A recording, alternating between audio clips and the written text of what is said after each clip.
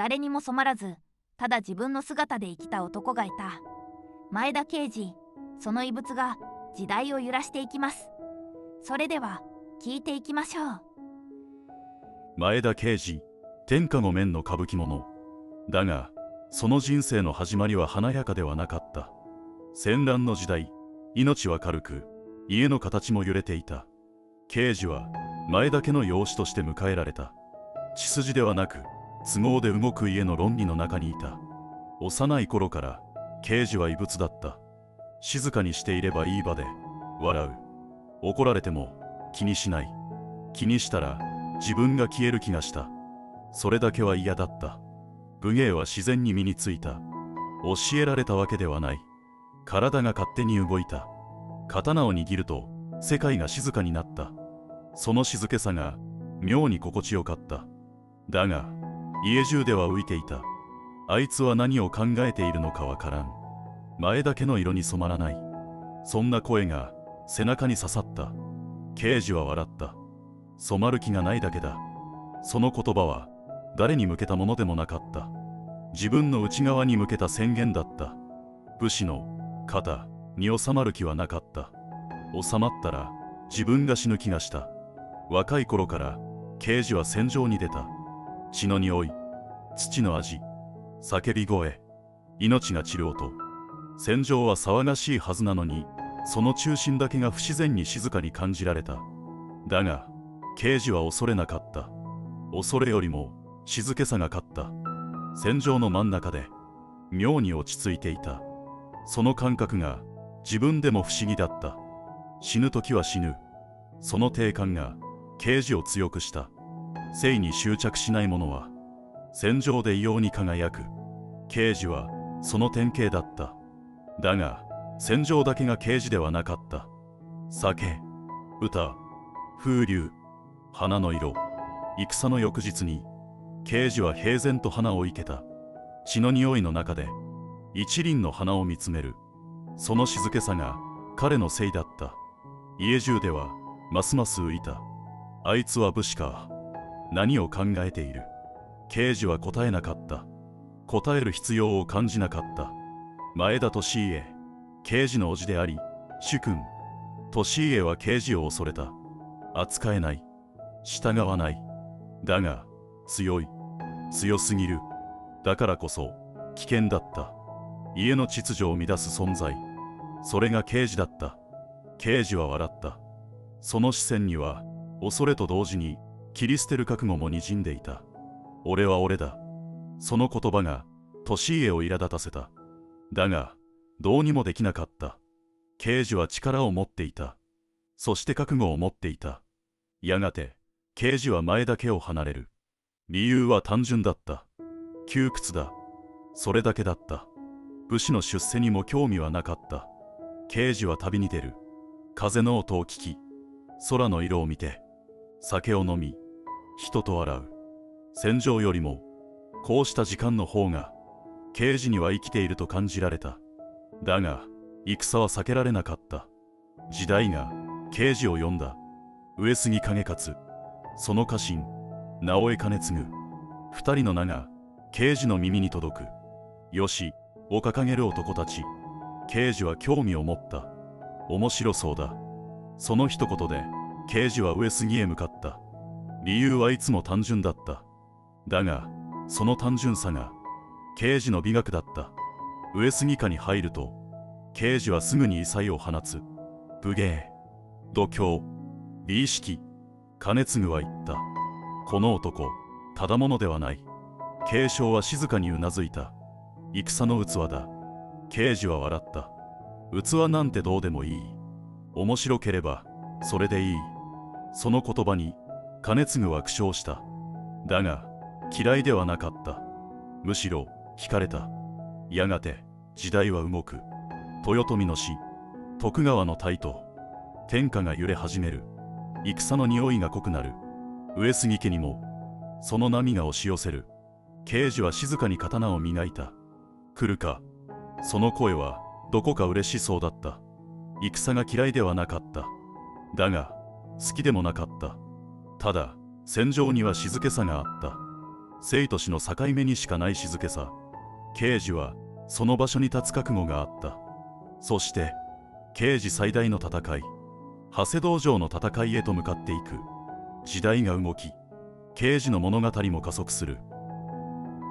どこにも収まらなかった男はついに居場所を選んだ。その基準はただ一つ、面白いかどうか。そして舞台は戦の渦の中心へと移っていく。それでは続きを。刑事は上杉の陣に入った。空気が張り詰めていた。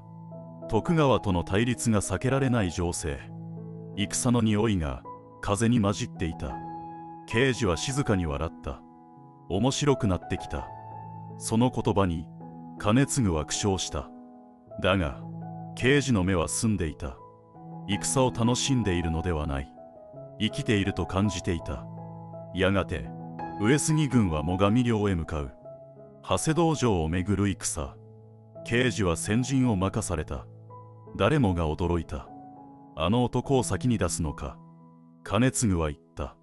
あれは戦の器だ。刑事は何も言わなかった。ただ馬のたてがみをなでた。風が吹いた。戦が始まる。矢が飛ぶ。槍が突き出される。怒号が響く。土が跳ねる。刑事は前へ出た。馬が駆ける。敵陣が揺れる。刑事の姿が戦場の中心にあった。その動きは舞のようだった。敵兵が叫ぶ。あれが前田刑事か。恐怖と興奮が混ざった声。刑事は笑った。行為、槍を引き、刀を振り、馬を操り、敵を散らす。その姿はまるで風だった。だが刑事は無茶をしているわけではなかった。生きるためでも死ぬためでもない、その瞬間を生きていた。それが刑事の戦い方だった。恐れがなかった。戦況は厳しかった。最上軍は多く、徳川の援軍も迫っていた。上杉軍は押され始める。兼次の顔に焦りが浮かぶ。その時刑事が動いた。短気で敵陣へ突っ込む。味方が叫ぶ。無茶だ。だが刑事は止まらなかった。敵陣の真ん中で刑事は馬を止めた。そして静かに名乗りを上げた。前田刑事、ここにあり。その声は戦場を貫いた。敵兵がひるむ。動きが止まる。刑事は刀を抜かない。ただそこに立っていた。その姿が戦場の空気を変えた。退け。刑事は静かに言った。敵兵は後ずさる。誰も近づけなかった。そのやつは武力ではなかった。覚悟だった。死を恐れない者の静けさ。それが戦場を支配した。味方は体勢を立て直し、上杉軍は撤退に成功した。長谷道場の戦いは敗北だった。だが刑事の名はさらに広がった。あの男、化け物だ。いや、風だ。そんな声が各地に届いた。戦が終わると刑事は静かになった。刀を置き、馬をなで空を見上げた。生きたな。その言葉は誰にも聞こえなかった。上杉家に戻ると刑事は以前と変わらず過ごした。酒を飲み、歌を読み、花を生けた。戦の狂気と日常の静けさ、その両方が刑事のせいだった。どちらかだけでは彼は成り立たなかった。それが刑事の美学だった。やがて時代はさらに変わる。徳川の世が固まり、戦の匂いは薄れていく。刑事は静かに身を引いた。戦場に立つ理由がなくなった。だが寂しさはなかった。戦はもういい。その言葉は穏やかだった。刑事は老いを受け入れた。晩年刑事は米沢で暮らした。雪の音を聞き、風の匂いを感じ、静かに日々を過ごした。戦場の喧騒とは無縁だった。だが心は死んでいなかった。若い者が訪ねてくると、刑事は笑った。生きろ。その一言だけを残した。戦の技も、武士の論理も、刑事は教えなかった。教える価値を感じなかった。だが、生き方だけは伝えた。面白く生きろ。死ぬ時は死ぬ。その二つだけで十分だった。それが、刑事の哲学だった。やがて、刑事は静かに息を引き取る。大きな声も、派手な最後もなかった。ただ雪が降っていた。だが、終わりではなかった。刑事の名は、語り継がれた。武士の枠を超えた男として、風のように生きた男として、歌舞伎者として、雪は静かに降り続いていた。足跡はすぐに消える。だが、その歩き方だけは残る。どこかで誰かが、型に収まらず、自分のままで立っている。理由はない。ただ、そうしたかっただけだ。だが、それがいい。